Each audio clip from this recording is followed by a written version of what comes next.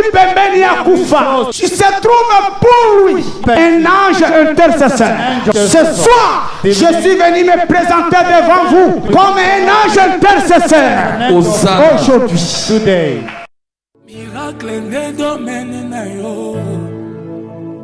Utato sosola kobange silaye. Koboti sabi komba domaine na yo Yesu.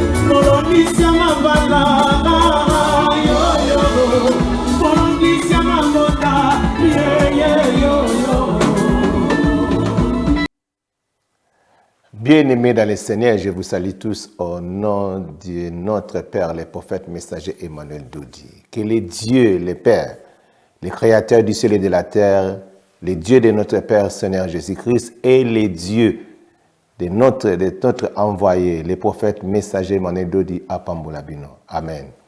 Bien-aimés, les lots, nous avons deux préoccupations dans Zoloba.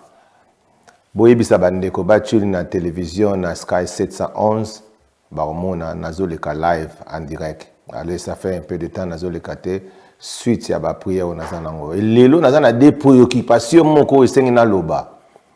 Liboso bona na vidéo bona ozongela bino after this video. Thank you. Tokomi na ndako apesa mbongo to se retrouver yena mwasa ya bakomi ko discuter. Pour discuter les aïe qui système pour biso image ya makambo au sala. Tant nous basali acte de vente. Biso to sali acte de vente. To sali nyonso. Bango ba préciser que biso to signé déjà. Nous avons déjà to signé que les pièges ya Rosandre que bango déjà ba komi ba propriétaire ya lopango. Donc les aïe qui pièges ba no sa biso. Quand on dit même mon côté, tout le monde est le côté, mais on a déjà confiance déjà dans l'enveloppe parce que dans l'enveloppe à le pénal, parce que c'est pour rater pénal. L'enveloppe à bon moyen rater ça c'est trop si. Maintenant le président la carte enveloppe. Le voyant la carte enveloppe, il y a $30,000 donc quand le comité va faire ça bango acte de vente qui sont signés, dès que le but est de signer, bon il faut monter ça là nous, mon pour sont signés. Bah on discuter là moi si Neye mon fongoli enveloppe à $30,000 à quand on a mis sur moi sniper ça m'a ramené en mon âme que éviter ce qu'on a dit nyoka ce qu'on a eu nguma ils ont allé va papier $30,000 ya $30,000 donc bazar réseau mobimba na Eric Ngambengo Serge Ngambengo bana rigini bana salongo na Jumel na mateke ba yana ko papa yana na Jumel na mateke donc bazar ba tout monde te bazar oye ba même c'est biso makambo ebele to za et pas major Major Mimi Azo manipulé Major Mimi Azana Mbongo tu es sûr que $50,000 nous allons responsable de laquelle alors hier moi on va le épisode on a reçu ces aboués. Oh, il y a des longues. Aïe, Tozana est déjà à et pas Major Mimi. Oh, il y a des longues. Aïe, nous allons au Salam à la police et ça nous allons. Major Mininde Mouta saisir population ok banaba moso moni Mouta et même la quartier. Attention. C'est toi qui pas chocolat. Ah, souvent quand pas chocolat pour ça la sécurité. Na ba photo journal. Na ba photo journal $30,000 Serge Ngambembo asala kana RTL. Na RTL bozana meni munene kuna. Serge Ngambembo. Aza Mouyibi, Aza escrota $30,000 Serge Apesaki, on va recevoir le Pamou. Avec l'espoir de domination. Avec l'espoir de domination. Zomawana, Darawana tete, yaba kosolon terete. Yaka.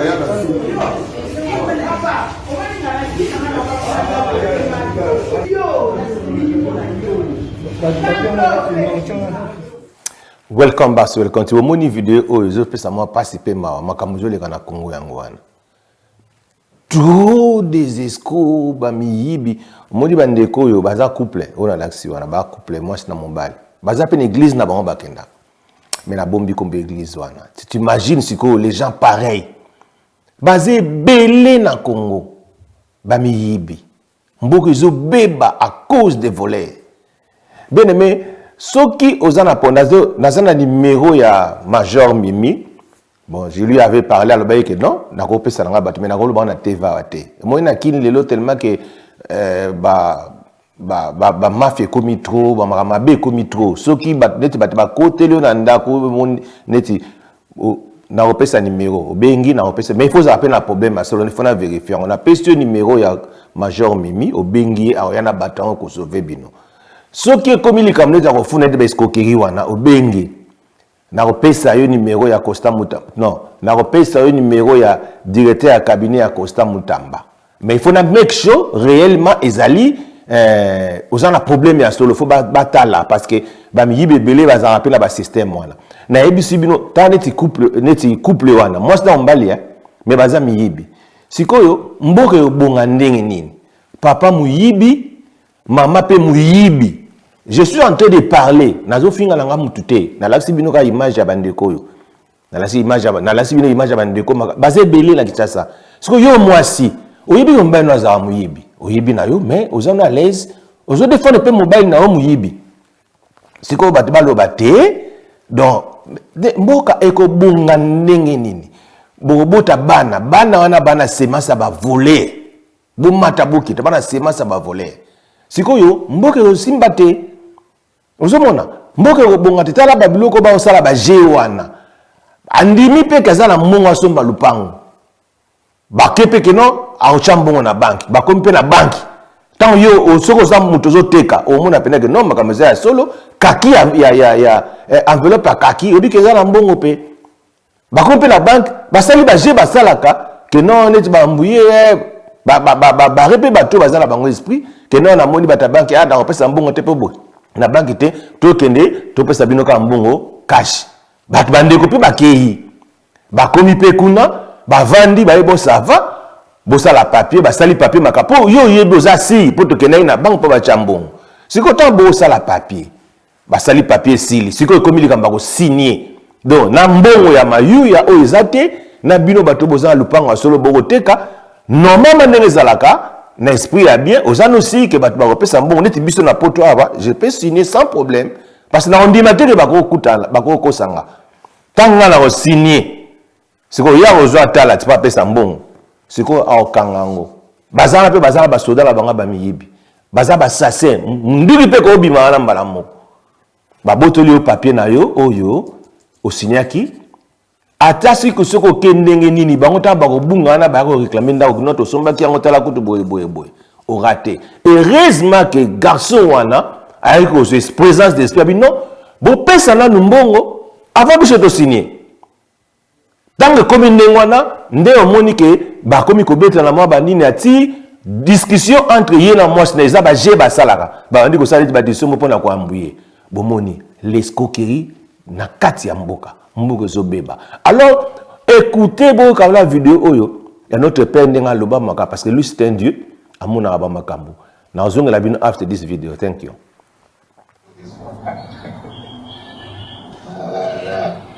Qu'est-ce que Comment on va investir sur cet ennemi qui se cache, qui va se révéler dans la suite du temps.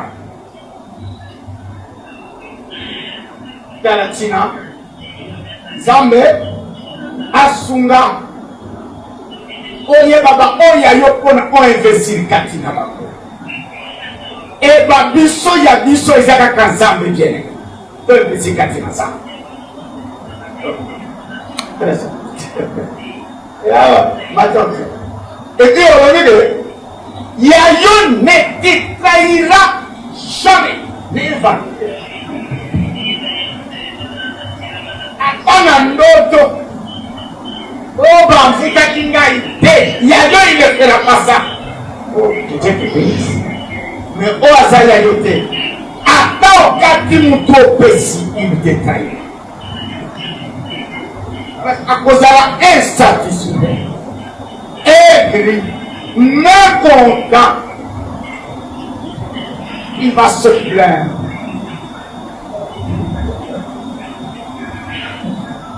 Ça, qui peut comme ça, le garement, on est assis au binaka, fancy.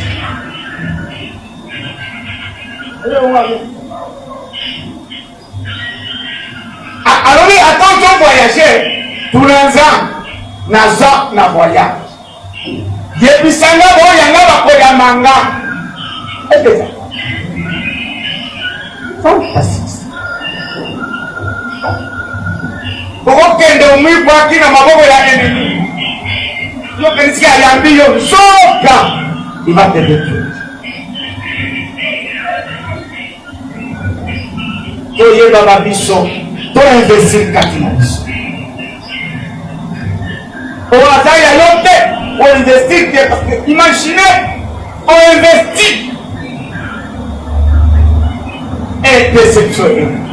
Ah, sauf que, par mon thème, on m'appelle stop, qu'est-ce que d'ailleurs? Vraiment, on prend les gars, un zélé, une zété, le télé, on est tout ça.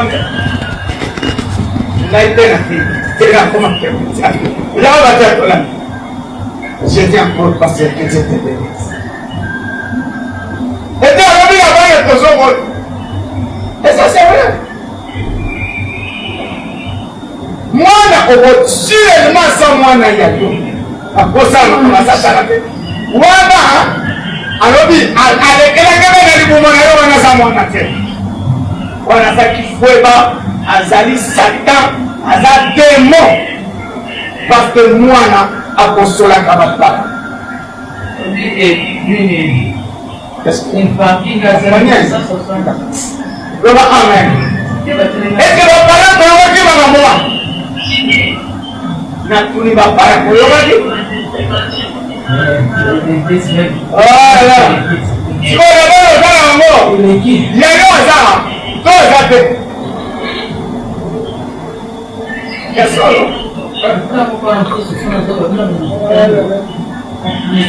comment on a maman mwana ayokela bapara mawali bape mwana wana zokosa como misabino benene e koma zaya yote tsali bana badumaro yayo eso mukilia soki asa mwana eso ya komire ko sa la passion pe kimia ah pasteur. Welcome back, Bomoni Moussakoli Dengalobi. Il a tout dit. À l'obi te investir na oya biso. Oyo ya yo ako détruire yo te, ako décevoir yo te. Oyo za yo te, ako détruire yo, ako décevoir ya.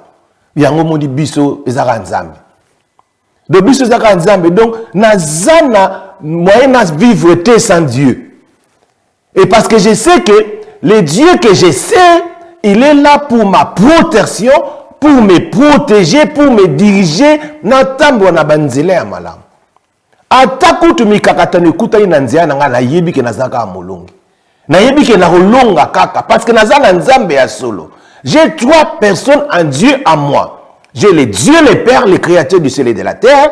J'ai le Seigneur Jésus-Christ, soit un protecteur nanga. J'ai le prophète Emmanuel Dodi. Bango misa tout 3 personnes à Dieu. Et loko moko ya mabe ko yelanga te que kodi sanga jamais. Nango la la te. Et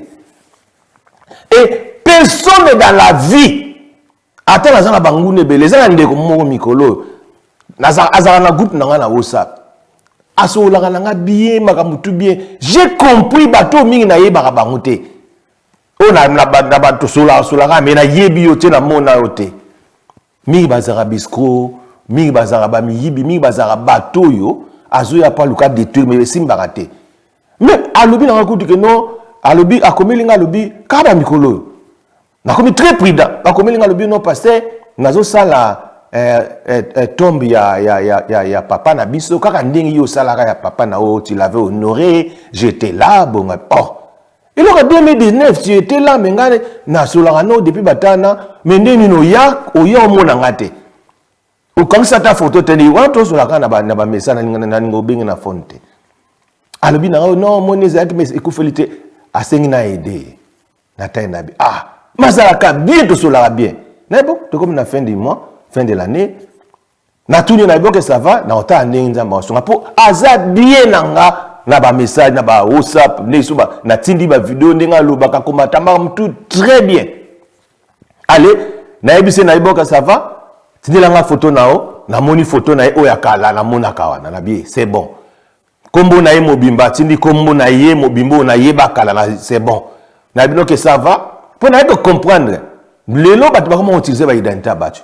Na ebisi la bitine la ngai nino yo nini ya MP na bino ana kombo MP na bino ana pour normalement soza mutu normal il faut ça même combo c'est quoi tine linga comme mususu na comprendre na bia ta bescroll biba moyo abani ko expliquer nga ono pona boye bomba mon bouton na comprendre que après si explication mona lo beate yango na ebisi bio na mokili ya lelo il faut avoir un père ou a royebiso makambo ko sala to moni ndenge prophète alobia bato belé bazala bango ya bisote bazolingo na mbebo mutu ya yo akolinga yo pour avancer akolinga ko sala eloko pour que toi tu puisses aller de l'avant akolinga te ka sala eloko pour a détruire yo mutu lingo bongsayi a sala ngote yango moni mabe comme na Congo bazobo manaka bazosala boye na bo jalousie koti c'était pays hermo na linga ngo mais ba kambo bo sala lelo et surtout na ba politicien et balaka après 10 ans après 10 ans quand yo sala et ozongela yo yango na moni ndire makamuneta ba constitution ba lo bango bien te na ina lo bango mwa muke makambo ya constitution pour ba ochaka ba yebi na bango mais laisse peut-être quoi bazaba ba miyibi ba ko opena ko se défendre te to vanda de liste sanga awa na Londres awa na lobby na Londres to vanda na yebo ezali solo te vidéo te il avait dit si lui devient président de la République et l'oko alibosa ko sala a ko changer constitution c'est de liste sanga loba yango et l'oko alibosa ko sala a ko changer constitution mais sikoyo mundina no fachi bozaka bo mundani awa albia changer constitution boboyi. Laissez-moi vous dire une chose, peut-être que vous avez constitution ya lelo oyo bozota loyo. Na mboka na biso, constitution va changer au moins 6 fois.